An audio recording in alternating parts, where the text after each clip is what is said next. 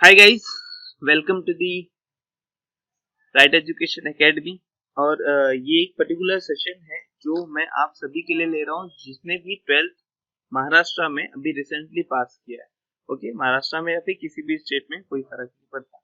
अगर आप अपने लाइफ को, अपने एजुकेशन को आगे कंटिन्यू करना चाहते हैं तो आप किसी भी स्टेट के रिजल्ट के बेसिस पे आगे कंटिन्यू कर सकते हैं, कि नहीं? वो तो पता ही होगा आपको। तो मैं यहाँ पे क्या डिस्कस करने आया हूँ, मैं ये बताना चाहता था कि बहुत सारे बच्चे ऐसे हैं ना जो आगे का डिसीजन लेने के लिए जिन चीजों को वो कंसीडर करते हैं ना, वो समटाइम गलत हो जाता है। गलत क्या होता है मतलब, मैंने बहुत सारे बच्चों को देखा है कि वो क्या करते हैं, उनके 10 फ्रेंड हैं तो 9 जो कर रहे हैं वो वही करेंगे, मतलब वो उनके पीछे चलना चाहते हैं। दूसरा, तो रिलेटिव्स की बात करें अगर, तो रिलेटिव्स में अगर किसी ने कुछ कह दिया, रिलेटिव्स मतलब आपके रिलेटिव्स तो सजेस्ट करते ही रहते हैं, उन्होंने कुछ सजेस्ट कर दिया कि भाई आपको ये करना चाहिए, तो बच्चे कभी कभी वो चूज कर लेते हैं। अब पेरेंट्स ने कुछ बोल दिया कि मेरा सपना है कि मेरा बच्चा ऐसा बने, तो वो अपने पेरेंट्स का सपना पूरा करने लगते हैं और भूल जाते हैं अपने कैपेसिटी के बारे में, अपने इंटरेस्ट के बारे में। बहुत बार ऐसा होता है, इसीलिए ये सेशन में ले रहा हूँ पर्टिकुलरली कि आपको याद दिलाऊं जो आपको पहले से पता है और आपके पास पहले से, ठीक है ना। सो तो यहाँ पे ये सेशन में हम देखेंगे पहले कि भाई 12th करने के बाद मैं कैसे डिसाइड करूं कि मुझे क्या करना है आगे, पहली चीज। और दूसरी चीज मैं आपको ये बताऊंगा कि भाई आपके पास क्या क्या है करने के लिए। समझ में आया? और ठीक है, पहले ये दो चीज अपन डिस्कस कर सकते हैं। पहली चीज ये मैं आपको बताऊंगा फर्स्ट ऑफ ऑल कि हमें 12th के बाद क्या करना चाहिए, वो कैसे डिसाइड करना है। और दूसरी चीज मैं आपको ये बताना चाहता हूँ कि भाई आप क्या क्या कर सकते हैं, क्योंकि कॉमर्स फील्ड में भी बहुत सारी चीजें हैं जो आपको एक अच्छे लेवल तक लेके जा सकती है। ये तो डिपेंड आप पे करता है कि आपको करना क्या है, ठीक है। बहुत सारी चीजें आपको पता भी है पहले से, आपके आसपास के लोगों ने आपको बताया होगा, आपके पेरेंट्स ने आपको बताया होगा, आपके फ्रेंड्स ने आपको बताया होगा, आपके टीचर्स ने भी, अदर टीचर्स भी हैं, उन्होंने भी आपको सजेस्ट किया होगा कि ये कोर्स ऐसा है वैसा है, ठीक है। सबका अपना अपना एक पॉइंट ऑफ व्यू होता है। एक चीज हमेशा याद रखना कि कोई भी अगर सजेशन देता है ना आपको, कोई भी पर्सन अगर आपको सजेशन देता है तो वो सजेशन उसी क्या फील होता है वो उसके हिसाब से दे रहा है, बराबर। उसे क्या फील हो रहा है, उसने क्या फेस किया, वो उसके हिसाब से दे रहा है। समझे क्या मैं क्या बोलना चाहता हूँ? वो सजेशन आपको ध्यान में रख के नहीं दे रहा, सजेशन नहीं, कभी कभी तो आपको कंपल्सन नहीं बोलते थे कि आप यही करो। और आप क्या ना, लोगों के इन्फ्लुएंस में आके डिसीजन ले लेते हो। इन्फ्लुएंस में आके मतलब, अरे पापा वो तो ये मेरे डैडी हैं, ये बोल रहे तो मुझे ये करना ही पड़ेगा, ये एक इन्फ्लुएंस हो गया पोजीशन का। दूसरा, या फिर मेरा फ्रेंड है ये कर रहा है तो मुझे ये करना ही पड़ेगा, होता है। तो ये इन्फ्लुएंस मतलब किसी के दबाव में आके हम मेंटली गलत डिसीजन ले लेते हैं। गलत डिसीजन इन द सेंस कि आपको, वो आपने नहीं डिसाइड किया, किसी और का माइंडसेट है और आपने उसको अडॉप्ट कर लिया, यही होता है। किसी और का माइंडसेट है और आपने उसे क्या किया, अडॉप्ट कर लिया, और आप उसी पे चल पड़े। फिर 1 साल 2 साल बाद आपको पता चलता है कि अरे यार मुझे तो ये नहीं करना था, मुझे तो ये करने में मजा नहीं आ रहा, अच्छा नहीं लग रहा, मैं कैसे पढ़ाई करूँ। और कुछ लोग ऐसे ही होते हैं कि फिर नाम के लिए करके छोड़ देते हैं। तो ये सब मैं इसलिए बता रहा हूँ क्योंकि ये बहुत क्रूशियल टाइम है। बहुत क्रूशियल मतलब इसलिए क्योंकि आपका पूरा भविष्य यहीं पे निर्भर करता है। ये टर्निंग पॉइंट हो जाता है आपके लिए। एक तो गया टेंथ, टेंथ तो गया, क्योंकि टेंथ साइंस कॉमर्स आर्ट्स क्या लेना है वहां पे डिसाइड किया। कॉमर्स में भी अलग अलग सेगमेंट है भाई, यहाँ से आपको क्या करना है। अगर आपको अकाउंट्स नहीं अच्छा लगता और आपने बैफ ले लिया, या फिर आपको अकाउंट्स अच्छा लगता है फिर भी आपने बैफ ले लिया, और आपको पता चला कि अरे अकाउंट्स इतना है, मेरे से नहीं होगा, ऐसा भी होता है बहुत सारे बच्चे लोग के साथ, तो भी प्रॉब्लम है। कुछ बच्चों को थियरी ठीक लगता है, कुछ को प्रैक्टिकल ठीक लगता है। तो आपको पहले ये समझना है कि कितने ऑप्शंस अवेलेबल है आपके पास, और वो ऑप्शंस में क्या क्या चीजें हैं जो आपको प्रॉब्लम दे सकते हैं, या फिर जो आपको एक लेवल से दूसरे लेवल पे लेके जा सकते हैं। मतलब इफ्स एंड बट समझना है, एडवांटेज डिसएडवांटेज समझना है। हाँ, कौन कौन से कोर्सेज है पहले वो पता होना चाहिए। तो बस यही कहना है मेरा शॉर्ट में कि आप दूसरों की मत सुनो, आप अंदर से जो आ रहा है ना वो देखो, और वो कैसे निकालना है ना वो मैं आपको बताऊंगा। कि बहुत सारे बच्चे ऐसे होते हैं ना कि सर हमें तो खुद समझ में नहीं आ रहा कि हम क्या करें, इसने ये कहा उसने वो कहा, बहुत सारे बच्चे ऐसे होते हैं। तो ना मैं आपको बताऊंगा यहाँ पे कि आपको अपने अंदर का कैसे सुनना है, वो आप कैसे कर सकते हो, जो मैं आपको बताऊंगा यहाँ पे। एक बहुत सारे बच्चों का वही डाउट है कि सर पता तो चलता है कि ये सारे कोर्सेज है, अब हम सेलेक्ट कर लेते हैं, हम समझ नहीं पाते कि हमको करना क्या चाहिए, तो हम कोई एक ले लेते हैं। ऐसा ही गलत चीज है, ये फिर आगे आपको तकलीफ देता है। तो ठीक है, तो मैं आपको तो चीज बताने वाला हूँ, साथ में कैसे डिसाइड करना है मैं आपको वो बताने वाला हूँ। दूसरा मैं आपको ये बताने वाला हूँ कि क्या क्या ऑप्शंस अवेलेबल है कॉमर्स में, क्या क्या सेगमेंट। ठीक है, स्टार्ट करें। तो आ जाओ, मैंने कुछ लिस्ट बना के रखा है आफ्टर 12 क्या क्या है, वो लिस्ट मैं आपको बता देता हूँ। उसके बाद मैं आपको बताऊंगा कि इस लिस्ट में से आपको कैसे चॉइस करना चाहिए कि आपको क्या करना है। ठीक है, आ जाओ, पहले मैं लिस्ट पे लेके चलता हूँ। देखो, ये आ गए हम लोग लिस्ट पे, स्कोप ऑफ कॉमर्स। ठीक है, हाँ, एडमिशन की बात भी मैं बताया था। एडमिशन के लिए भी मैंने एक वीडियो बनाया है और शायद मैं वापस बनाऊंगा। एडमिशन प्री ऑनलाइन वगैरह वो तो मैं अलग से ही बना के दूंगा आपको। कोई भी डाउट है तो आप कॉल करके पूछ लेना। एडमिशन प्रोसेस के बारे में कोई टेंशन नहीं लेना आपको, मैं अलग से वीडियो बनाऊंगा। पहले ये सुन लो अच्छे से, ठीक है ना। तो यहाँ पे जो मैंने चार्ट बनाया है, scope of commerce. Scope of commerce मतलब क्या हो गया, ये बता रहा है कि कॉमर्स में क्या क्या एरियाज है जहां पे आप अपने आप को एक्सप्लोर कर सकते हो। क्या क्या एरियाज है वो हम देखेंगे यहाँ पे। देखो, मैंने कुछ ऑलरेडी लिख के रखा है आपको, अगर दिख रहा है तो अच्छी बात है। देखो यहाँ पे अकाउंट्स है, ये एक एरिया है। ये ऐसा मत समझना आप कि अकाउंट बैफ ले लिया तो हम अकाउंट्स में चले गए। अकाउंट्स अपने आप में एक एरिया है, उसके अंदर सेगमेंट है अलग अलग। अकाउंट्स के अंदर भी स्पेशलाइजेशन है, वो याद रखना, ऐसे वहम में मत रहना। ठीक है ना। तो अकाउंट्स एक एरिया है, एक पर्टिकुलर। बिजनेस एडमिनिस्ट्रेशन एक पर्टिकुलर एरिया है। बिजनेस एडमिनिस्ट्रेशन का एडमिनिस्ट्रेशन बताऊंगा अभी क्या होता है। कमर्शियल लॉ एंड ऑर्डर, ये भी एक एरिया है कॉमर्स के अंदर। इसमें भी आप अपने आप को आगे लेके जा सकते हो, इसकी पढ़ाई अलग है। बिजनेस एडमिशन की पढ़ाई अलग है, इसका पाथ अलग है। अकाउंट्स का पाथ अलग है, ठीक है ना। और क्या क्या है मैं आपको बता देता हूँ। ये गवर्नमेंट सर्विसेज, ये भी अपने आप में एक एरिया है कि कॉमर्स करके आप कौन से गवर्नमेंट सर्विसेज में जा सकते हैं। बराबर, क्यों करते हैं ऐसा ये मैं आपको एक्सप्लेन करूंगा। पहले मैं आपको एरियाज बता देता हूँ। गवर्नमेंट सर्विसेज कॉमर्स के लिए, कॉमर्स के स्टूडेंट के लिए कौन कौन से गवर्नमेंट सर्विसेज ठीक होते हैं। कमर्शियल इंजीनियरिंग, सुना है क्या आपने ऐसा कभी? कमर्शियल इंजीनियरिंग मतलब क्या है भाई? इंजीनियरिंग तो साइंस में है, ये मैंने नाम दिया है कमर्शियल इंजीनियरिंग में। ये यहाँ पे मैं साइंस सेक्शन को रखता हूँ कि कॉमर्स में भी साइंस है। अब क्या है मैं आपको डिस्कस करके बताऊंगा। जो बच्चे मैथ्स में काफी स्ट्रांग होते हैं, अकाउंट्स में स्ट्रांग होते हैं ना, तो कमर्शियल इंजीनियरिंग में खुद भी सजेस्ट करता हूँ, you can go for it. ठीक है ना। तो बहुत इंटरेस्टिंग है, मैं तो भाई 2-3 सब कॉम्बिनेशन करता हूँ, अच्छा लगता है। अच्छा ठीक है, कमर्शियल इंजीनियरिंग एक एरिया है, कॉमर्स का ही एक एरिया है। फिर आईटीआई मतलब इंडस्ट्रियल ट्रेनिंग इंस्टीट्यूट, ये भी अपने आप में एक एरिया है। बरोबर, कॉमर्स के स्टूडेंट के लिए एक पर्टिकुलर एरिया है जहां पे वो अपने आप को एक्सप्लोर कर सकते हैं। बराबर, और प्राइवेट कोर्सेज बहुत सारे हैं, वो मैं आपको लास्ट में डिस्कस करूंगा। ठीक है, तो ये प्राइवेट कोर्स में सब आ गया, इसलिए मैं वो बाद में डिस्कस करूंगा। ये जो मैंने आपको दिखाया ना, कितने मैंने बताया आपको, मुझे एक बार मैं आपको दिखा दूं, ये कितना एरिया मैंने दिखाया, स्कोप कितना दिखाया मैंने आपको। तो देखो, ये मेरा मार्कर मुझे धोखा क्यों दे रहा है। हाँ, तो स्कोप ऑफ कॉमर्स में मैंने आपको जो दिखाया, उससे आपको शायद ये समझ गया रहेगा कि भाई अकाउंट्स एक है, बराबर ना। दूसरा बिजनेस एडमिनिस्ट्रेशन है। तीसरा कमर्शियल लॉ एंड ऑर्डर है। ठीक है, ये क्या है, इसके अंदर अलग अलग कोर्सेज आपको उसमें जाना है तो, ठीक है ना। और चौथा गवर्नमेंट सर्विसेज है। कॉमर्स स्टूडेंट के लिए क्या क्या गवर्नमेंट सर्विसेज है, मतलब वो कौन से गवर्नमेंट जॉब के लिए अप्लाई कर सकते हैं, ऐसा। पांचवा, ये आपका कमर्शियल इंजीनियरिंग है, मतलब ये यहाँ पे कॉमर्स के स्टूडेंट कौन से इंजीनियरिंग लाइन में जा सकते हैं, ठीक है ना। और छठवा है ये सिक्स आईटीआई, और सेवेंथ है प्राइवेट कोर्सेज, इसमें बहुत सारा चीज आ जाता है।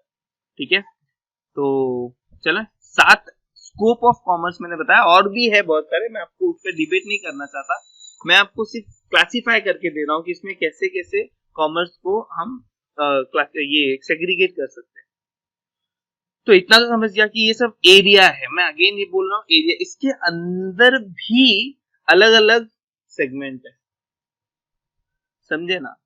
अकाउंटेंट, भाई कौन से अकाउंट, जैसे डॉक्टर होते हैं ना। अब डॉक्टर समझो, कोई डॉक्टर है तो बोलते हैं ना कि भाई कौन सा डॉक्टर है, दांत का डॉक्टर है, आंख का डॉक्टर है, कान का डॉक्टर है, डॉक्टर भी अलग अलग होते हैं ना हर एक चीज के लिए, वो उनका स्पेशलाइजेशन है। वैसे ही अकाउंट्स के अंदर भी स्पेशलाइजेशन है। तो वे ये मत सोच लेना कि चलो हम बैफ ले लिए तो हम अकाउंट्स कर रहे हैं। अकाउंट्स अपने आप में अभी आपको दिखाएगा आगे आप पढ़ोगे तो।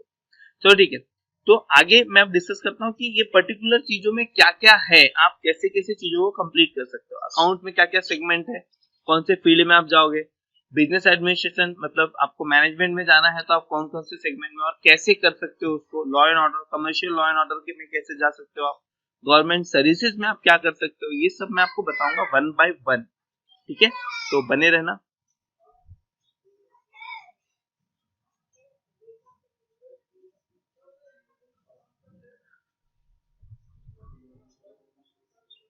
तो बने रहना यहाँ पे अकाउंट्स के लिए। पहले चलता हूँ मैं नेक्स्ट। हाँ, स्कोप ऑफ अकाउंट्स। ठीक है, मैंने ऑलरेडी बना के रखा है आपके लिए, है कि नहीं। स्कोप ऑफ अकाउंट्स, भाई अकाउंट्स के अंदर क्या क्या सेगमेंट है, मैंने बोला ना, सिर्फ ऐसा ऐसा नहीं है कि आपने बैफ कर लिया you are we will be accountant, no, ये आपका वैम कुछ नहीं है। आप बीकॉम करके आप बैफ करके चीज वहीं पे पहुंचने वाले, you will be the graduate only. आपको अगर और एक्सेल करना है तो आपको और भी बहुत कुछ करना है उसके साथ में, तभी आप उस डेजिग्नेशन को पा सकते हो। जो नाम आप सोचे ना बैफ करके अकाउंटेंट बनेंगे, you can not assume that, समझे ना।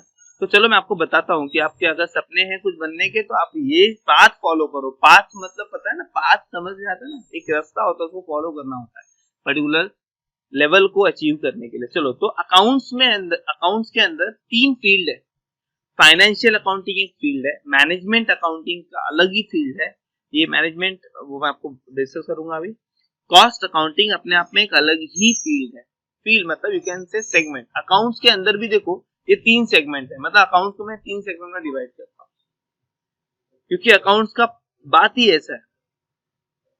अब सर फाइनेंशियल अकाउंटिंग ये फील्ड क्या है सर, इसमें क्या मतलब, आप ऐसे कैसे बोल सकते हो अकाउंट अलग है, हमने तो एक ही अकाउंट पढ़ा है ऐसा नहीं। अकाउंट्स के अंदर जो फाइनेंशियल अकाउंटिंग होता है, यहाँ पे बच्चे क्या पढ़ते हैं और क्या काम करते हैं मैं वो बताता हूँ आपको। Financial accounting is pure accounting, मतलब सोर्स डॉक्यूमेंट, मतलब इनवॉइस, सेल्स बिल को लेके उससे सिस्टम में एंट्री करना, जर्नल एंट्री पास करना, लेजर प्रिपेयर करना, ट्रायल बैलेंस प्रिपेयर करना, फाइनल ये अपना फाइनलाइजेशन करना, मतलब balance sheet, profit and loss account बनाना, ये पूरा काम ये फाइनेंशियल अकाउंटिंग वाले करते हैं। तो सर यही तो है जो 11th-12th में सीखा था। यस, आपने ये सीखा है, समझे क्या। आप अकाउंट मतलब यही समझते हो कि भाई अकाउंट यही, आपने फाइनेंशियल अकाउंटिंग सीखा है अभी तक, आपने इन दोनों में से अभी तक कुछ नहीं सीखा है, आपको पता ही नहीं मैनेजमेंट अकाउंटिंग क्या, कॉस्ट अकाउंटिंग क्या है, समझे क्या। तो अगर आपको फाइनेंशियल अकाउंटिंग में जाना है, मतलब general entry, ledger, posting, trial balance, balance sheet, finalisation बनाना है, तो you are thinking about financial accounting field, आप वो सोच रहे हो, याद रखना। तो अगर आपको इसमें आगे बढ़ना है तो आपको क्या करना होगा मैं आपको बता देता हूँ। देखो, एकेडमिक नॉलेज आपके पास क्या होना चाहिए सर। एकेडमिक नॉलेज अगर बोले तो क्या, अरे भाई कॉलेज से क्या पढ़ोगे आप वो बता रहा हूँ आपको मैं। तो कॉलेज से क्या पढ़ सकते हो आप बीकॉम भी कर सकते हो, आप बैफ भी कर सकते हो, समझे। आप बीकॉम भी कर सकते हो, आप बैफ भी कर सकते हो, कोई प्रॉब्लम नहीं है, दोनों में अकाउंट्स पोर्शन है, बैफ में थोड़ा सा ज्यादा है बस, बाकी कुछ नहीं है। तो ये टेंशन में मत रहना कि भाई बैफ लिया तो एकदम मैं जग जीत लूंगा, no, you will be the graduate only. हाँ, इन दोनों कोर्सेज के साथ में आपको प्रोफेशनल कोर्स करना ही पड़ेगा, तभी जाके आपको एक सोसाइटी में एक्सेप्टेंस मिलेगा एज एन अकाउंटेंट। अगर आप अकाउंटेंट बनना चाहते हो ना तो आपको एकेडमिक नॉलेज तो चाहिए ही, साथ में आपको प्रोफेशनल नॉलेज भी चाहिए, तब जाके ही आप एक अकाउंटेंट अपने आप को बोल सकते हो कि भैया मैं एक अकाउंटेंट हूँ। तो इसलिए बोलता हूँ कि प्रोफेशनल नॉलेज होना जरूरी है, समझे क्या। तो आपको एकेडमिक नॉलेज क्या होना चाहिए, फाइनेंशियल अकाउंटिंग फील्ड में जाने के लिए बीकॉम बैफ ले लो, बाद में आपको एमकॉम करना होगा, मैथ आने वाला है वो अलग बात है। उसके साथ में प्रोफेशनल नॉलेज क्या होना चाहिए, आप या तो चार्टर्ड अकाउंटेंसी का कोर्स कर लो, सीए बन जाओ, सीए कर लो साथ में, जरूरी है, या फिर आप एसीसीए कर लो, एसीसीए भी एक इंटरनेशनल कोर्स है, सीए जो है वो तो इंडियन कोर्स है। और देखो कुछ भी डिफिकल्ट नहीं होता, अगर आपको कुछ बनना है ना तो आपको ये नहीं सोचना कि मुझे क्या डिफिकल्ट है क्या इजी है, you should not think about that. अगर आपको करना है तो एक्सेल करो, एवरेज तो सब लोग करते बॉस, समझे ना, एक्सेल करो, मैं ऐसा नहीं बोल रहा सीए करो, I am not saying, you decide what you want to do. अगर आपको फाइनेंशियल अकाउंटिंग फील्ड में आना है तो आपको ये करना चाहिए, अगर आपको ये फील्ड में नहीं आना है ऑब्वियसली मत करो, ठीक है ना। तो फाइनेंशियल अकाउंटिंग तो मैंने बता दिया आपको। एकेडमिक नॉलेज क्या चाहिए, बीकॉम या बैफ, बीकॉम लो या बैफ लो, फर्क नहीं पड़ता। साथ में प्रोफेशनल कोर्स आपके पास होना चाहिए, चार्टर्ड अकाउंटेंसी या फिर एसीसीए या फिर दोनों। भाई बहुत अच्छी बात है अगर आप दोनों के लिए अप्लाई करते हो तो, क्योंकि मैं बताऊं आपको ये तीनों का स्टडी पोर्शन 70% सेम। ये तीनों भी जो लिखा है ना मैंने, एकेडमिक नॉलेज, प्रोफेशनल नॉलेज, इनका पोर्शन 70% आप देखोगे कॉमन है। सीए में और भी, हाँ ऐसा नहीं है कि मतलब जो बैफ बीकॉम में पढ़ोगे वो सीए में पढ़ लोगे वापस से, तो एसीसीए भी पढ़ लोगे, मतलब इनके कॉमन सब्जेक्ट्स है, कॉमन टॉपिक्स है। ऐसा तो आपने एक बार अगर पढ़ा तो आप बाकी कोर्सेज भी अच्छे से निकाल सकते हो, ठीक है, समझा। तो मैं सीए के बारे में, एसीसी के बारे में डिटेल में यहाँ पे नहीं बताऊंगा, वो आपको अलग से पूछना पड़ेगा, मुझे कॉल करो पूछो, मैं बताऊंगा। व्हाट्सएप पे तो मुझे टाइप करने की आदत बहुत कम है, इतना भी मैंने लिख सकता हूँ, बट टाइप करना बहुत बोर होता है। तो सीए में बता दिया, एसीसी बता दिया, सी के बारे में बहुत लोगों को पता है, एसीसी के बारे में शायद सर्च करो यू विल गेट इट, नहीं है तो मुझे पूछ लो। तो फाइनेंशियल अकाउंटिंग बता दिया मैंने। स्कोप ऑफ अकाउंट में अब मैनेजमेंट अकाउंटिंग ये और कॉस्ट अकाउंटिंग जो तीसरा है, ये ना आपको शायद नहीं पता होगा कि आप 12th में, ये ना ये अलग अलग सेगमेंट है अकाउंट्स में के अंदर, ये अलग फील्ड है। सर ये मैनेजमेंट अकाउंटिंग क्या होता है, इसमें मैं बेसिकली आपको सिर्फ इतना ही बता दूं कि जो मल्टीनेशनल कंपनीज है, जो मल्टीनेशनल कंपनीज है वहां पे ना एक अलग तरीके का अकाउंट सिस्टम चलता है उनका, receivable management, payable management, fixed asset management, अलग अलग जो भी एसेट बैलेंस शीट के जो आइटम्स है ना उनको इंडिविजुअली मैनेज किया जाता है, इंडिविजुअली मैनेज किया जाता है, समझे, वो मैनेजमेंट अकाउंटिंग के फील्ड में आ गया। या फिर आप देखोगे कि जो कंपनीज के डेटा होते हैं ना पीछे के 4-5 साल के, उनको एनालाइज किया जाता है कि भाई ट्रेंड क्या है, कंपनी किधर चल रही है, ऊपर जा रही है कि नीचे आ रही है, कंपनी का प्रॉफिट बढ़ रहा है कि कम हो रहा है, कस्टमर सेल्स बढ़ रहे हैं कि नहीं, कस्टमर बढ़ रहे हैं कि नहीं, उनको एस्टिमेट किया जाता है आगे 5 साल में कितना इनकम होगा वगैरह वगैरह। ये मैनेजमेंट अकाउंटिंग, ये कंपनी अपने लिए करती है। फाइनेंशियल अकाउंटिंग किसके लिए पता है आपको, जो मैंने आपको अभी बताया, फाइनेंशियल अकाउंटिंग होता है लॉ के कंप्लायंस के लिए, मतलब भाई गवर्नमेंट ने रूल बनाया ना कंपनी एक्ट में कि फाइनल अकाउंट बनाना है, तो उसके लिए फाइनेंशियल अकाउंटिंग, ये गवर्नमेंट के रूल्स एंड रेगुलेशन के लिए फाइनेंशियल अकाउंटिंग का फील्ड है। इसमें कंपनी को सीए के पास जाना पड़ता है, समझे, और इसमें सीए को कंपनी के पास आना पड़ता है, क्योंकि इसमें कंपनी को खुद के लिए चाहिए, तो कोई प्रॉब्लम नहीं, कंपनी किसी भी करवा सकती है इसीलिए। तो चलो मैनेजमेंट अकाउंटिंग मैंने आपको बताया क्या होता है, ये फील्ड एनालिसिस का फील्ड है मैनेजमेंट अकाउंटिंग, अकाउंट्स का एनालाइज, अकाउंट्स को एनालाइज करना, मतलब जब फाइनेंशियल अकाउंटिंग का काम खत्म होता है तो मैनेजमेंट अकाउंटिंग का काम चालू होता है, समझे, 4-5 साल का बैलेंस शीट लेके एनालाइज करते हैं कि क्या है करके। और इसमें आप अब तो नया भी ट्रेंड आ चुका है फाइनेंशियल मैनेजमेंट। फाइनेंशियल मैनेजमेंट आप देख सकते हो कि हम बहुत सारे पैसे बैंक में रखते हैं, म्यूचुअल फंड्स में रखते हैं, शेयर मार्केट में इन्वेस्ट करते हैं, है कि नहीं। तो जब शेयर मार्केट में आप इन्वेस्ट करते हो तो इन्वेस्ट करते हो किसी को पैसा देते हो ना, या म्यूचुअल फंड में आप इन्वेस्ट करते हो किसी को पैसा देते हो सेव करने के लिए, कि भाई ये मेरा पैसा है, उस पैसे से आप या तो म्यूचुअल फंड खरीदो या तो शेयर्स खरीदो, आपको नॉलेज नहीं है तो आप किसी और को देते हो, बराबर। वो बंदा कौन है, वो बंदा फाइनेंशियल मैनेजर है, जिसे हम पैसा सेव करने के लिए देते हैं, म्यूचुअल फंड मैनेजर, ये सब पोर्टफोलियो मैनेजर, शेयर्स में जो इन्वेस्ट करने वाले पर्सन है, ये सब कौन है, ये सब फाइनेंशियल मैनेजर्स है, समझे क्या। तो ये फाइनेंशियल मैनेजमेंट करते हैं। तो यहाँ पे देखो मैंने लिखा है मैनेजमेंट अकाउंटिंग में फाइनेंशियल मैनेजमेंट या अकाउंटिंग मैनेजमेंट, दो टाइप है। अकाउंटिंग मैनेजमेंट का कोई स्पेशल कोर्स नहीं है कोई कि हाँ अकाउंटिंग मैनेजमेंट तो ये पढ़ना पड़ेगा, ऐसा कुछ नहीं है। आप बीकॉम करोगे तो भी आप अकाउंट के मैनेजमेंट मतलब एनालिसिस का पार्ट कर सकते हो, बीकॉम में भी कवर हो जाता है। फाइनेंशियल मैनेजमेंट के लिए स्पेसिफिकली अलग से पढ़ना पड़ता है। पोर्टफोलियो मैनेजर जो होते हैं ना, जो म्यूचुअल फंड शेयर्स के पैसे को मैनेज करते हैं, उनके लिए अलग कोर्स है। क्या कोर्स है, देखो फील्ड का नाम क्या है, फाइनेंशियल मैनेजमेंट, ठीक है। क्या चाहिए फाइनेंशियल मैनेजर बनने के लिए, आपको एकेडमिक नॉलेज क्या होना चाहिए, आपको बीएफएम लेना पड़ेगा, बैचलर ऑफ फाइनेंशियल मैनेजमेंट या बैचलर ऑफ फाइनेंशियल मार्केट, ठीक है। आरबीआई के बारे में पढ़ना है आपको, म्यूचुअल फंड के बारे में पढ़ना है आपको, बैंक्स के बारे में पढ़ना है आपको, आपको ये देखना, आपको BFM करना होगा उसके लिए, समझे क्या? बैचलर ऑफ फाइनेंशियल मार्केट या बैचलर ऑफ फाइनेंशियल मैनेजमेंट, दोनों अलग अलग चीजें, ध्यान देना। BFM शॉर्टकट एक ही है बट अलग अलग चीजें।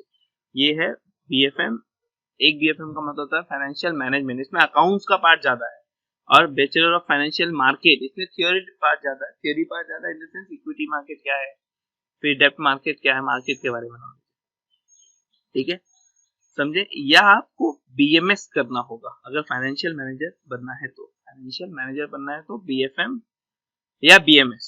BMS कौन सा? फाइनेंस वाला। ये आपको 3 चीज एकेडमिक नॉलेज के लिए चाहिए फाइनेंशियल मैनेजर बनने के लिए, ठीक है। प्रोफेशनल नॉलेज क्या चाहिए इसके लिए? सर प्रोफेशनल नॉलेज तो जरूरी है भाई, बिना प्रोफेशनल नॉलेज से कोई भी एकेडमिक नॉलेज को उतना वैलिडिटी नहीं है। क्यों पता है? क्योंकि आप फिर पगार में ही रह जाओगे 15-20 हजार में। प्रोफेशनल नॉलेज होगा ना तो वो 10 टाइम मल्टीप्लाई हो जाएगा, समझे क्या?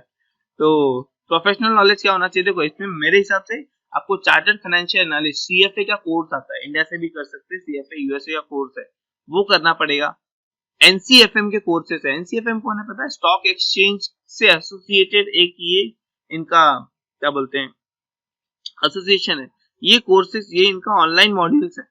NCFM के बहुत सारे ऑनलाइन सर्टिफिकेट्स है, आपको 2 दिन 4 दिन 1-1 महीने का वहां पे कोर्सेस अवेलेबल है ऑनलाइन। मतलब आपको ऑनलाइन जाके 2000-3000 का 1 बाय 1 पेमेंट करके एग्जाम देके सर्टिफिकेट लेने होते, समझे क्या? तो NCFM के कोर्सेस और CFA मतलब चार्टर्ड फाइनेंशियल एनालिसिस, ये सब आपको करना पड़ेगा अगर आपको फाइनेंशियल मैनेजर बनना है तो, समझे क्या? इन्वेस्टमेंट बैंकिंग में अगर जाना है तो, इन्वेस्टमेंट बैंकिंग,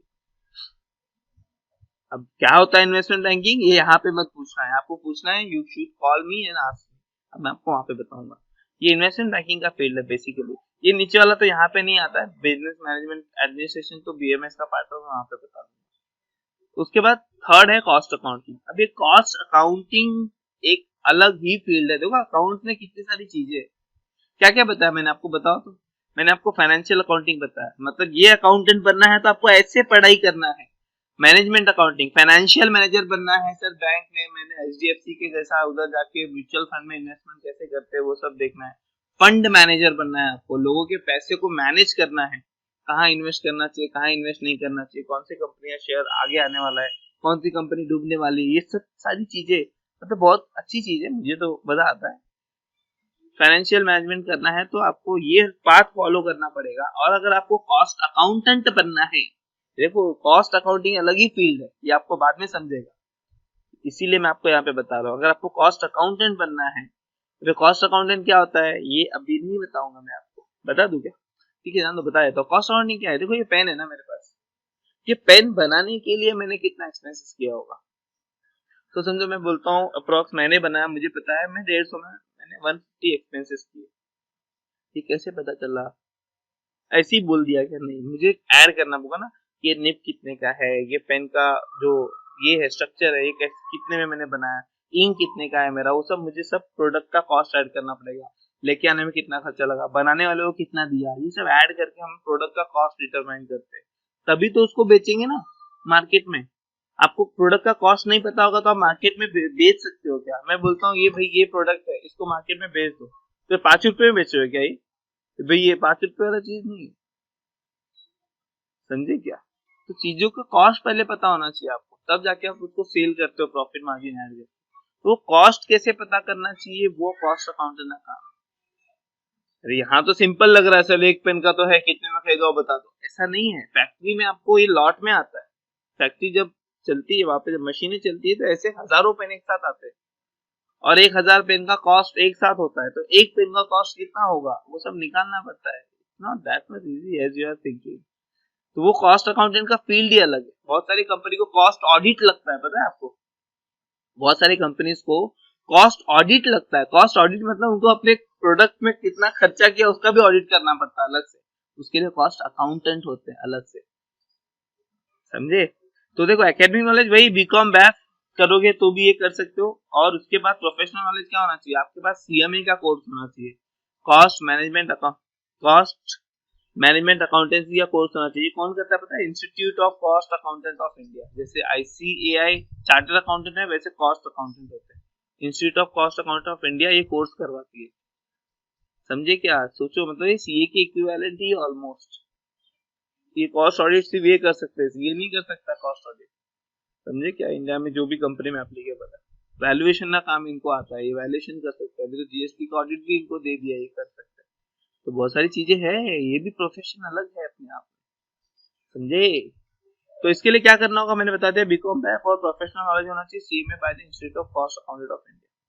तो यहाँ तक तो मैंने आपको एक्सप्लेन कर दिया क्या अकाउंट्स का स्कोप। कितना अकाउंट जी पे देखा आपने, और आपको क्या करना है वो पहले से प्लान होना चाहिए। फाइनेंशियल अकाउंटिंग में जाना है, मैनेजमेंट अकाउंटिंग में जाना है, कि कॉस्ट अकाउंटिंग में जाना है, ठीक है।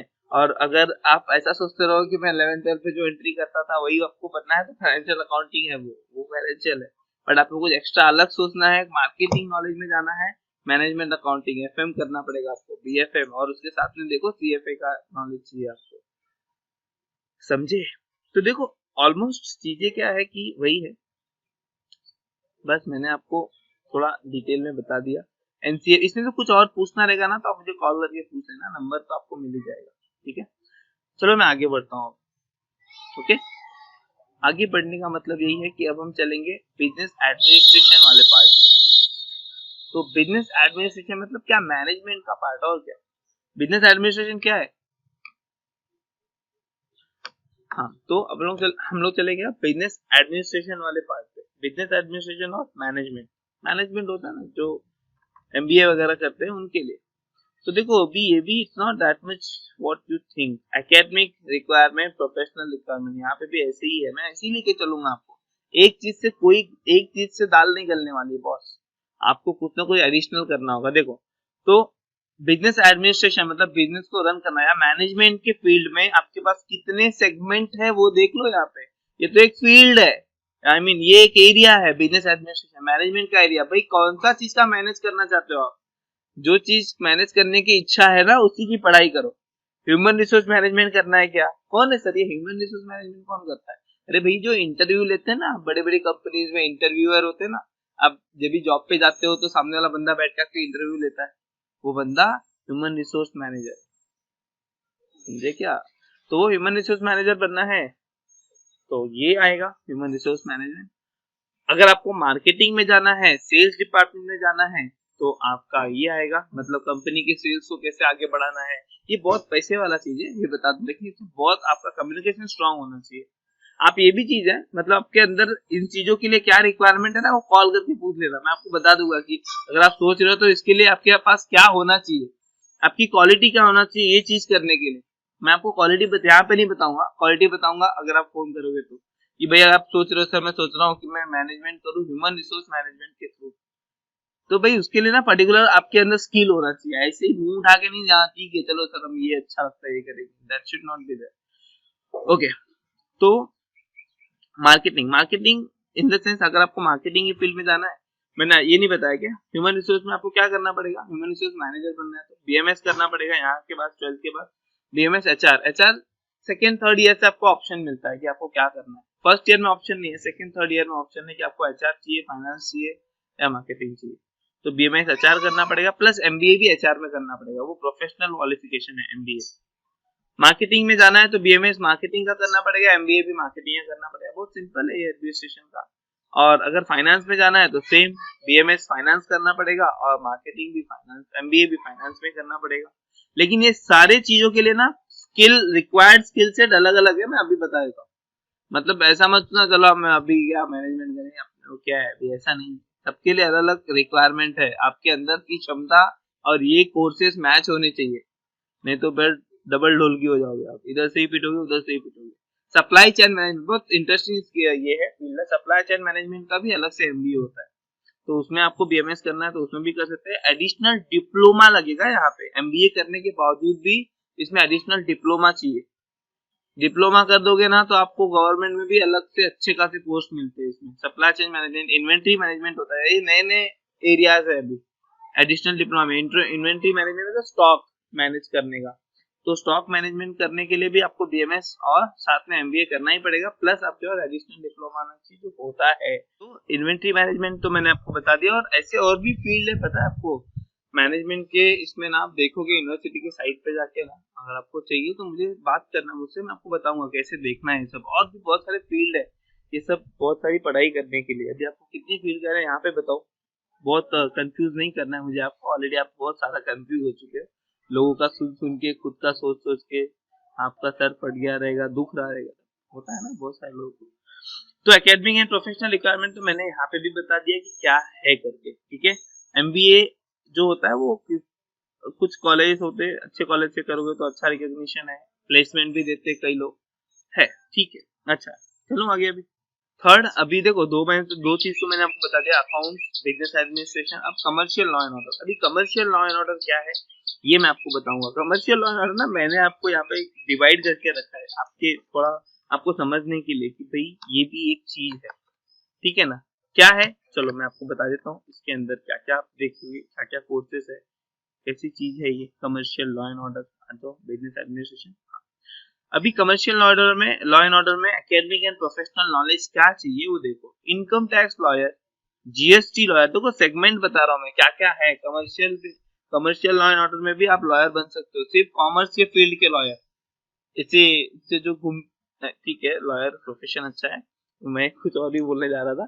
तो इनकम टैक्स लॉयर बनना है आपको, जीएसटी का लॉयर बनना है आपको, कंपनी का लॉयर बनना है आपको, इंडस्ट्रियल लॉयर बनना है। तो लॉयर तो अलग अलग फील्ड के अलग अलग होते ही हैं, बट ये कॉमर्स के बच्चों के लिए एक अपॉर्चुनिटी है कि आप पर्टिकुलर फील्ड में अपने आप को एक्सेल कर सकते हो।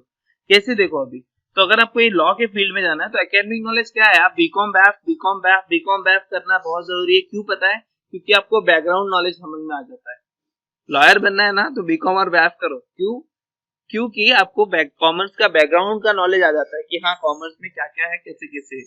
उसके बाद जो पर्टिकुलर चीज है, जैसे प्रोफेशन क्या है, अगर प्रोफेशन आपको प्रोफेशनल कोर्स अगर आपको करना है तो बीकॉम बैफ के साथ में या बाद में ये एलएलबी, ये एकेडमिक कोर्स ही है, ये एकेडमिक कोर्स ही है, लेकिन ये करने के बाद आप प्रोफेशनल लॉयर के कैटेगरी में काउंट होते हो आगे बढ़ के, समझे ना। इसलिए मैंने उसको प्रोफेशनल में रखा है।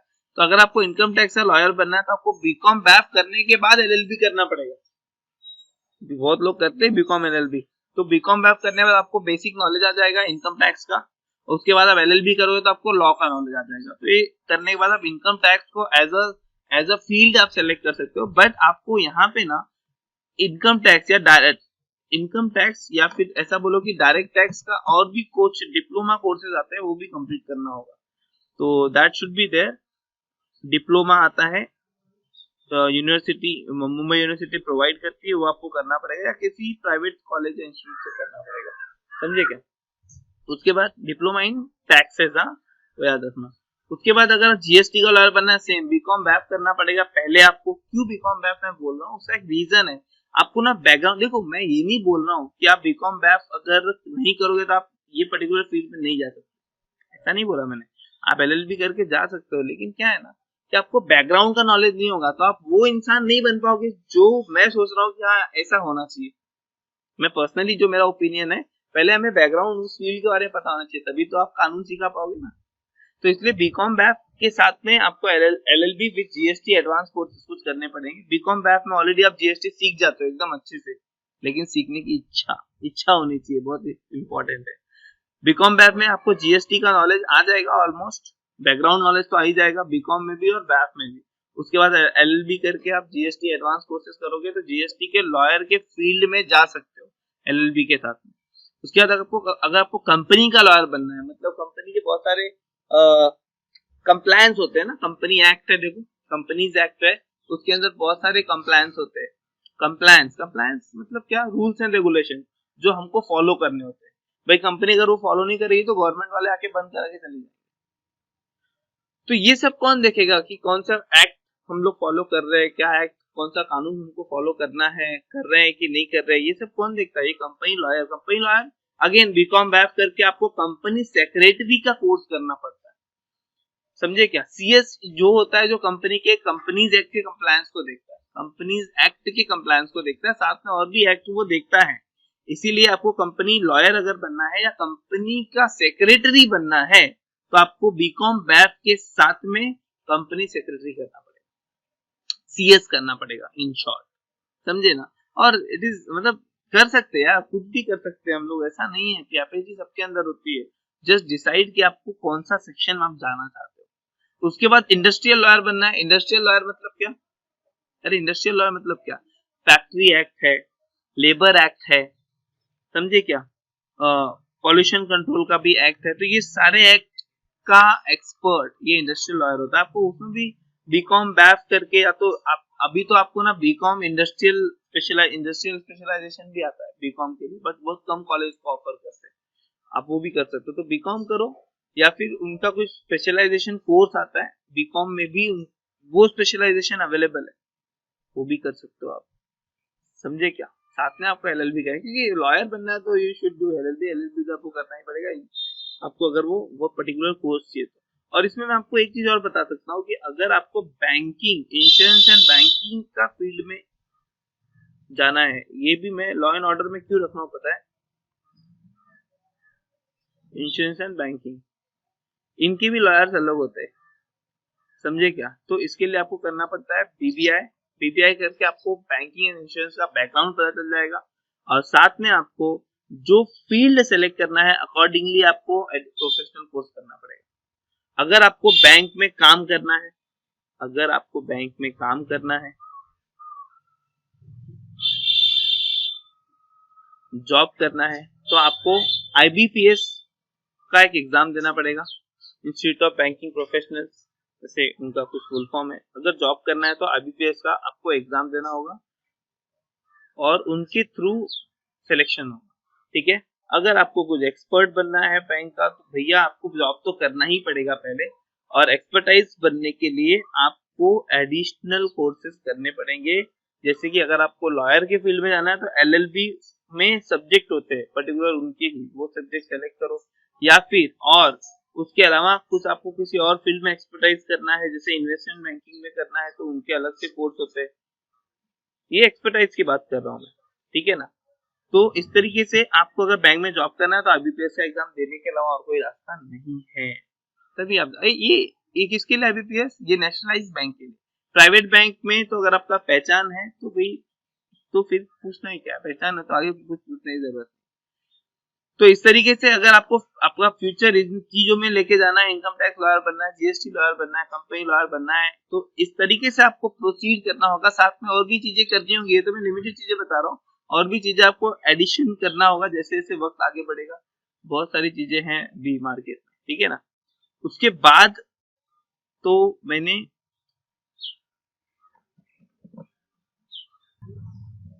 अब गवर्नमेंट कोर्सेज के बारे में डिस्कस करते हैं। इसके पहले मैंने आपको बताया है, क्या क्या बता दिया, एक बार मैं फिर से लेके चलता हूँ वहाँ पे आपको क्या क्या हो गया हमारा यहाँ पे। मैंने आपको accounts, business administration, commercial law and order के बारे में भी बता दिया कि इसमें क्या क्या सेक्शन आप कहाँ पे क्या कर सकते हो। अब मैं गवर्नमेंट सर्विसेज और कमर्शियल इंजीनियरिंग के बारे में बताता हूँ, ठीक है। गवर्नमेंट सर्विसेज में क्या है, बहुत सारे लोग ऐसे सोचते हैं कि चलो हम गवर्नमेंट जॉब में जाते हैं, या फिर हम ऐसी कौन सी पढ़ाई करें जिससे हमें गवर्नमेंट जॉब मिल जाए। है बहुत सारे ऐसे है मेरे पास स्टूडेंट जो पूछते हैं कि सर गवर्नमेंट जॉब कैसे मिलता है। तो चलो वो भी मैं आपको एक बार बताया था कि क्या गवर्नमेंट सर्विसेज है। देखो यहाँ पे गवर्नमेंट सर्विसेज को मैंने क्लासीफाई किया हुआ है। गवर्नमेंट सर्विसेज मतलब बहुत सारे स्टूडेंट ऐसे भी होते हैं जिनको गवर्नमेंट जॉब में बहुत इंटरेस्ट होता है, कि वो ये जानना चाहता है कि भाई अगर मुझे गवर्नमेंट सर्विसेज में जाना है तो मैं कैसे क्या करूँ, कौन सी ऐसी पढ़ाई करूँ कि गवर्नमेंट जॉब मिल जाए, ठीक है। तो देखो मैंने जस्ट क्लासीफाई किया है, कोशिश की है कि आपको समझा सकूं इसके बारे में। सर्विस करना चाहते हैं अगर आप गवर्नमेंट जॉब के बारे में सोच रहे तो देखो यहाँ पे नेशनलाइज बैंक, यहाँ पे services in nationalise bank, services in government companies वो अलग है, सर्विसेज इन डिफेंस मिनिस्ट्री मतलब बहुत सारे लोग नेवी वगैरह में जाना चाहते हैं वो अलग है, और सर्विसेज इन गवर्नमेंट डिपार्टमेंट अलग है, समझे ना। ये सारी चीजें अलग अलग है, तो मैं आपको जस्ट ये मेरे अंडरस्टैंडिंग से आपको बता रहा हूँ। देख लीजिए, सर्विस इन नेशनलाइज बैंक मतलब Punjab national bank, state bank of India, bank of Baroda, ये सब नेशनलाइज बैंक है बड़े बड़े। नेशनलाइज बैंक में अगर आपको काम करना है, बैंक में काम करना है एज अ कैशियर या कोई भी पोस्ट पे, तो देखो पाथ क्या है वहां पे पहुंचने का। देखो वहां पे आफ्टर ग्रेजुएशन मतलब इन शॉर्ट आपको ग्रेजुएशन के बाद ही नेशनलाइज बैंक में स्कोप है। आफ्टर ग्रेजुएशन, ग्रेजुएशन कैसे भी करो, देखो यहाँ पे मैंने लिखा है ना, बीबीआई हो, बीकॉम हो, बैफ हो या बीएफएम हो, लेकिन मैंने यहाँ पे पहले बीबीआई लिखा है। अगर आपको नेशनलाइज बैंक में आपका ख्वाब है कि नहीं वहीं पे जाना है, आफ्टर ग्रेजुएशन मतलब ग्रेजुएशन आप किसी भी स्ट्रीम से कर सकते हैं, बीबीआई हो, बीकॉम हो, बैफ हो, बीएफएम हो, उससे मायने नहीं रखता। लेकिन प्रेफरेबल क्या है, अगर आपको नेशनलाइज बैंक में जॉब करना ही है, बैंक में जॉब करना ही है, आपने सोच लिया है, तो आपको जाना चाहिए कहाँ से, बीबीआई से, बीबीआई के थ्रू जाना चाहिए। ठीक है, तो बीबीआई के थ्रू जाना चाहिए। बीबीआई करने के बाद आपको आईबीपीएस के एग्जाम के लिए अप्लाई करना पड़ता है। आईबीपीएस का एग्जाम कॉम्पिटिटिव एग्जाम होता है। ठीक है, आईबीपीएस का जो एग्जाम होगा वो कॉम्पिटिटिव एग्जाम होगा, इंटरव्यू फेस करना होगा। इंटरव्यू फेस करने के बाद आप एलिजिबल हो जाएंगे बैंक में काम। उसमें भी आपको प्रोबेशनरी ऑफिसर, बैंक पीओ करके अपॉइंट होता है। आप 3 साल 2 साल आपको काम करना होता है, उसके बाद ही आपको वो पोस्ट मिलता है जिसके लिए आपको अपॉइंट करते हैं। ये आपका पाथ है बैंक में काम करने के लिए, अदरवाइज आपका पहचान है तो बस हो गया, खत्म बात। Service in government company, government company देखो एलआईसी एक गवर्नमेंट कंपनी है, अभी ऑलमोस्ट, पहले तो थी, अभी शेयर्स तो बेचे, फिर भी स्टेक ज्यादा है गवर्नमेंट का। तो गवर्नमेंट कंपनी में अगर आपको काम करना है, ओएनजीसी है, एलआईसी है, और जो भी कंपनी, गवर्नमेंट कंपनीज के अपने खुद के एग्जाम होते हैं, बरोबर, वो खुद ही एग्जाम कंडक्ट करवाते हैं। आफ्टर ग्रेजुएशन, जो भी ग्रेजुएशन होने के बाद जितने भी स्टूडेंट हैं उनके लिए एग्जाम कंडक्ट होता है। ग्रेजुएशन आप बीकॉम, बैफ, बीबीआई कैसे भी करो चलेगा, इनके लिए वो नहीं। इनके लिए क्या है ना, इनके एग्जाम्स आपको क्लियर करने होते हैं। इनके एग्जाम्स क्लियर करो, इंटरव्यू क्लियर करो, तो इनमें आपको वहां पे जॉब मिल जाएगा।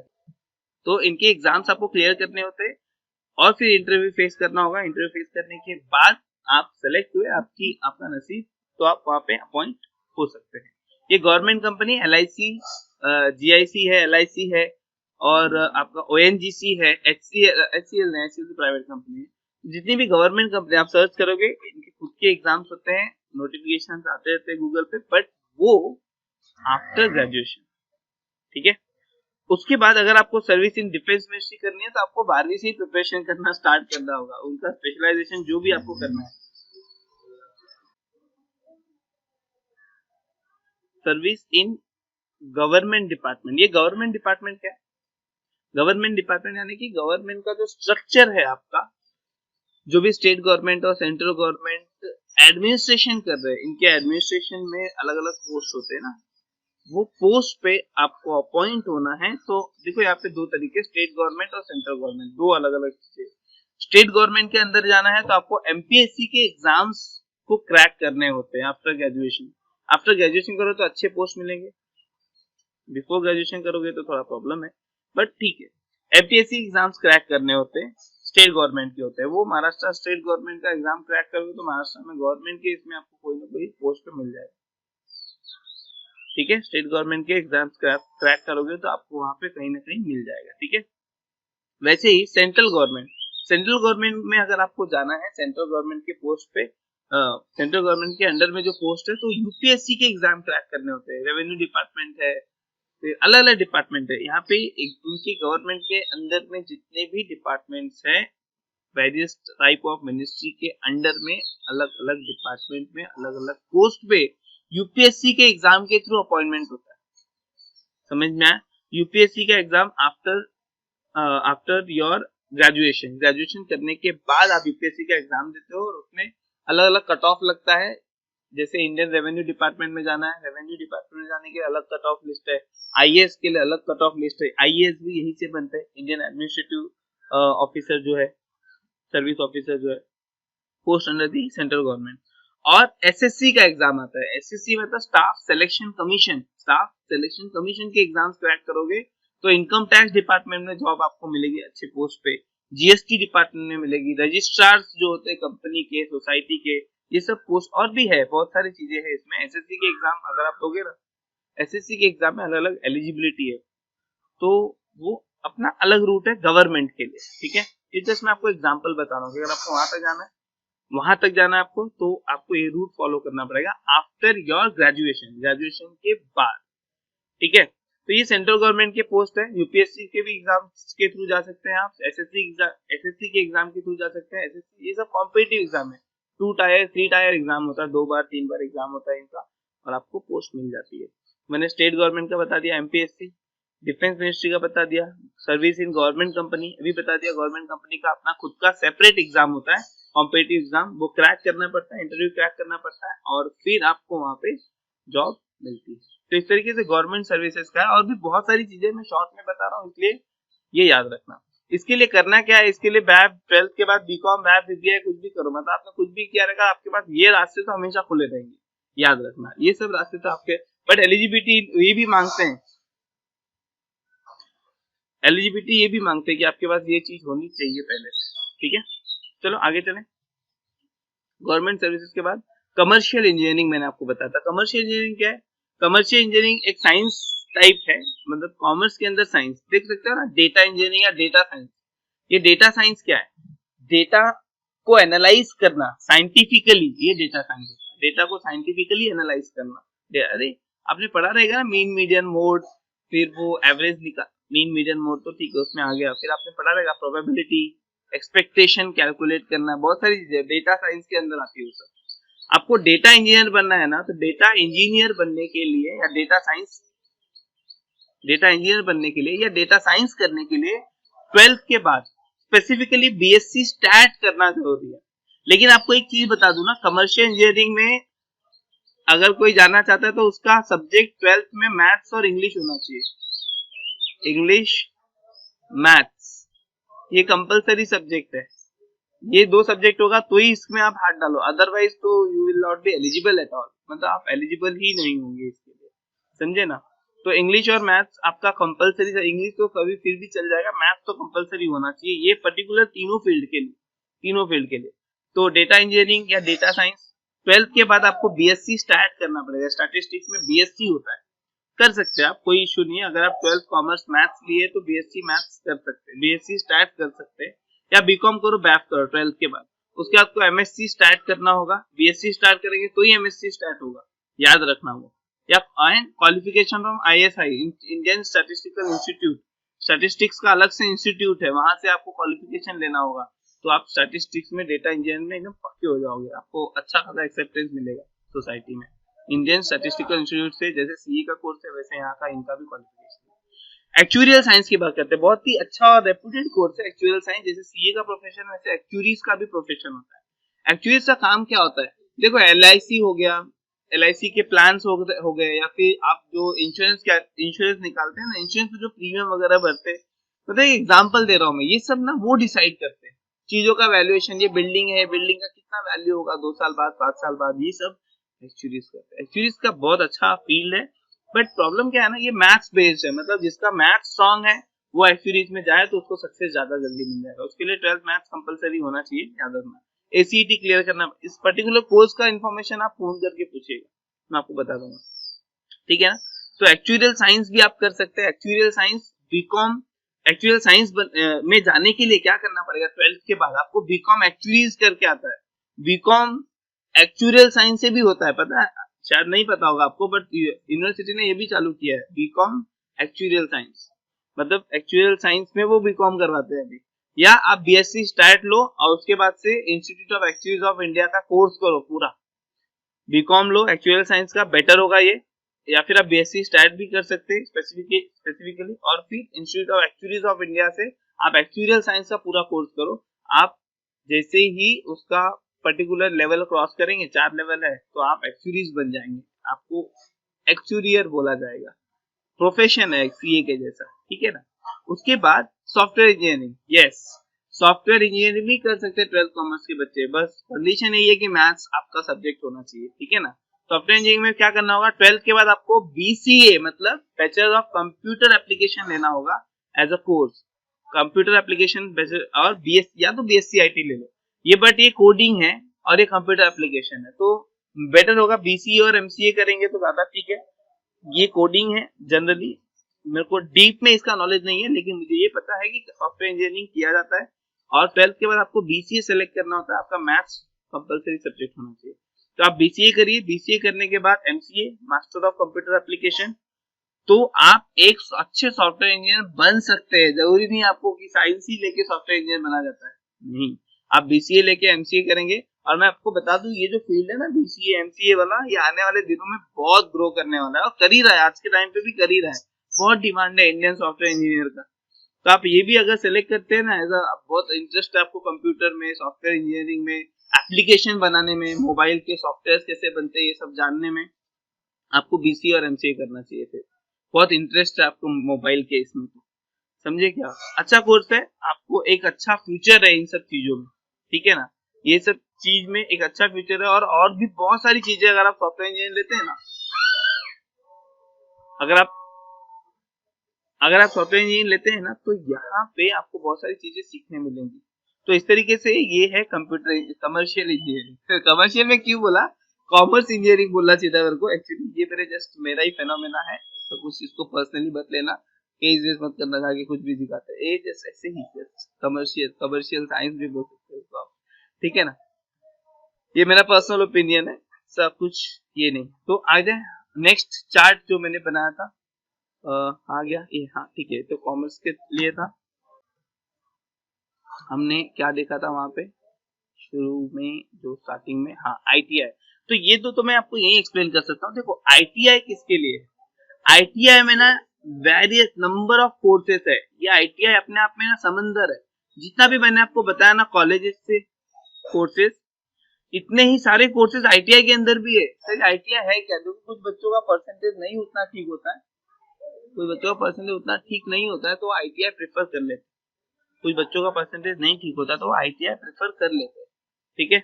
आईटीआई में अगर आपको चाहिए जानना है कि सर आईटीआई क्या है, तो मैं आपको एक ही चीज बताऊंगा कि आईटीआई के फील्ड के अंदर आपको प्रैक्टिकल चीजें सिखाई जाती हैं ताकि आप काम कर सको डायरेक्टली, समझे क्या, प्रैक्टिक आईटीआई के अंदर आपको प्रैक्टिकल चीजें सिखाई जाती है ताकि आप काम कर सको, समझे ना, काम करने के लिए ये इंस्टीट्यूट है, ये गवर्नमेंट का इंस्टीट्यूट है, यहाँ पे अलग से फॉर्म भरना पड़ता है, इनका ट्रेनिंग बेस्ड कॉलेज चलता है, ये कॉलेज में, इनके कॉलेज में ज्यादातर ट्रेनिंग होता है, समझ में आया। तो इसके बारे में अगर डीप में जानना होगा तो मुझे कॉल करो, मैं आपको बताऊंगा, गाइड करूंगा कि क्या है, ये अपने आप में बहुत बड़ा समंदर है और बहुत सारे कोर्सेज है इसके अंदर, बहुत सारे डिप्लोमाज है, ठीक है।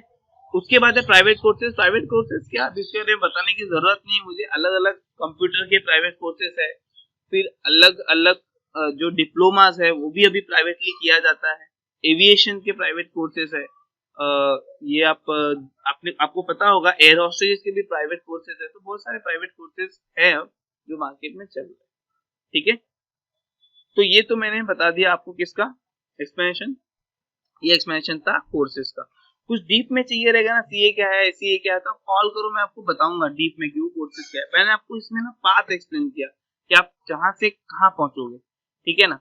अब आ जाओ पहले क्वेश्चन के ऊपर, जो मुझे आपको बताना था कि भाई सर क्या करें, हमें वो बताओ, what to do after 12th commerce. अगर आपको 12th कॉमर्स के बाद क्या करना है, आपको वही समझ में नहीं आ रहा, मैंने आपको ऑप्शन भी बता दिया, फिर भी आप कंफ्यूज हो कि सर करे क्या। तो देखो तीन चीजें ध्यान रखो, पहली बात तो ऑप्शन पता होना चाहिए, ऑप्शन पता है बहुत अच्छी बात है। तो सेकंड जो पॉइंट है, check your interest based on past performance. आपका खुद का इंटरेस्ट चेक करो कि आप किसमें, कौन से सब्जेक्ट में एक्सेल करते हो, एक्सेल में तो बहुत अच्छा है, तो कैसे चेक करोगे हो, आप अपना पिछला रिजल्ट निकालिए, अपने अंदर में जाइए और देखिए कि कौन सा सब्जेक्ट सबसे अच्छा लगता था आपको पढ़ने के लिए, कुछ ना कुछ तो आंसर मिलेगा। हाँ अकाउंट्स अच्छा लगता है, मैथ्स अच्छा लगता है, एसपी अच्छा लगता है, या कुछ तो अच्छा लगता होगा, कुछ नहीं अगर अच्छा लगता है तो आईटीआई चुपचाप से ले। आईटीआई में आपको बुक की जरूरत नहीं है, वो सीधा सिखाएंगे कि काम कैसे करना है। आईटीआई में चले जाओ, आईटीआई में बहुत अच्छा स्कोप है आपके लिए, आप वहीं के लिए होते हैं अगर आपको कोई सब्जेक्ट पर्टिकुलरली पढ़ने में अच्छा नहीं लगता है। और अगर पर्टिकुलर सब्जेक्ट पढ़ने में अच्छा आता है तो वो सब्जेक्ट ही आपका इंटरेस्ट है, फिर वो सब्जेक्ट के अकॉर्डिंग आपका फ्यूचर सेट करो। आपको नहीं समझा तो मुझे फोन करो, सर ये सब्जेक्ट मुझे पढ़ने में अच्छा था, ये सब्जेक्ट के रिलेटेड कौन सा फील्ड है, नहीं बताया रहेगा यहाँ पे मैंने, तो मैं ढूंढ के बताऊंगा, बट बता दूंगा, ठीक है। तो आपका सब्जेक्ट का पास परफॉर्मेंस देखो, आप कौन से सब्जेक्ट में अच्छे थे, किसी भी सब्जेक्ट में पढ़ना ही नहीं अच्छा था तो आईटीआई में जाओ, मत ऐसा नहीं कि बैठ जाओ, फिर आप आईटीआई करो, आईटीआई में आप सक्सेस हो जाओगे। योर ओन कैपेसिटी, आप पढ़ना देखो, आपको अगर इंटरेस्टेड सब्जेक्ट आप सेलेक्ट करते हो तो आपकी कैपेसिटी अपने आप बढ़ जाएगी, वो याद रखना। कैपेसिटी ना होता है ना दो टाइप के, अगर आपको मैं वो काम दूं जो आपको करने में अच्छा नहीं लगता है तो आप आधा घंटा ही करोगे, बोर हो जाओगे। लेकिन आपको मैं वो काम दूं करने को जो आपको बहुत अच्छा लगता है, तो भाई आप तो एकदम 8-10 घंटे कर सकते हैं। टीवी देखना बहुत सारे बच्चों को अच्छा लगता है, अगर मैं बोलूं भाई तुझे 10 घंटा बैठ के टीवी देखना है तो यू विल कर सकते हैं, जिसको बहुत अच्छा लगता है तो वही कितना भी देखूंगा। मुझे मेरा क्या है, मैं मैथ्स और अकाउंट्स में जब करने बैठता हूँ तो मुझे टाइम का पता ही नहीं चलता। तो इसलिए अगर मुझे मैथ्स अकाउंट्स करने के लिए, पढ़ने के लिए कोई पैसा है तो मैं तो फिर लाखों कमाऊंगा। ऐसा है, ऐसा सवाल, ये सवाल का जवाब आप ढूंढो, कौन सा सब्जेक्ट ऐसा है जिसमें आपको पढ़ने में बहुत रुचि है। ठीक है, कोई सब्जेक्ट नहीं है, टेंशन नहीं है, आईटीआई है, सीधा आईटीआई जाओ। अच्छा, ये मेरा ओपिनियन है। तो आपका ओन कैपेसिटी डिपेंड करता है आपके सब्जेक्ट के ऊपर। ठीक है, फिर भी 8 से 10 घंटा पढ़ सकते हैं तो बहुत अच्छी बात है, 2 से 3 घंटा तो भी ठीक है, एवरेज वो एक देख लेना कि कितना पढ़ सकते हो। और उसके बाद योर फाइनेंशियल कैपेसिटी, आपके घर का कंडीशन कैसा है, आपको कोई पर्टिकुलर कोर्स करने जा रहे हो तो क्या टाइम टू टाइम आपको फाइनेंस मिलेगा, और अगर नहीं घर से फाइनेंस हो रहा तो क्या मैं मैनेज कर सकता हूँ, क्या वो फाइनेंस कैसे मैनेज करूंगा, क्या आइडिया है मैनेज करने का, वो सब आपको सेट करना होगा। ये 3 चीजें अगर आप फाइनलाइज कर लेते हो तो आपको उसके बाद आपका पाथ मिल जाएगा आपको कि आपको करना क्या है।